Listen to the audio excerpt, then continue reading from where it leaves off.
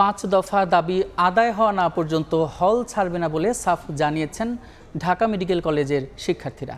সেই সঙ্গে আগামী 24 ঘন্টার মধ্যে স্বাস্থ্য মন্ত্রণালয়ের প্রতিনিধি দলকে হল পরিদর্শনের আলটিমেটাম দেন তারা। দুপুরে কলেজের অধ্যক্ষের সঙ্গে একাডেমিক ভবন এবং হোস্টেলের অবকাঠামোগত দুরবস্থা নিরসনের 5 দফা দাবি নিয়ে আলোচনার পর এমন সিদ্ধান্তের কথা জানান তারা। এদিকে শিক্ষার্থীদের সঙ্গে একমত পোষণ করে কলেজটির অধ্যক্ষ বলেন, এই সমস্যা একদিনে সমাধান সম্ভব নয়, মন্ত্রণালয়ের সঙ্গে আলোচনা করছেন তারা। এর আগে শনিবার একাডেমিক কাউন্সিলের সভায় শিক্ষার্থীদের হল ছাড়ার নির্দেশনা দেওয়া হয়, তবে দাবি আদায় না হওয়া পর্যন্ত হল ছাড়তে নারাজ শিক্ষার্থীরা। কর্তৃপক্ষ আমাদেরকে আজকের মিটিংয়ে তাদের কাজের কোনো দৃশ্যমান অগ্রগতি দেখাতে পারেননি। স্বাস্থ্য উপদেষ্টা এবং প্রতিনিধি সমেত ঢাকা মেডিকেল কলেজে উপস্থিত হয়ে ভগ্নদশা পরিদর্শন করতে হবে।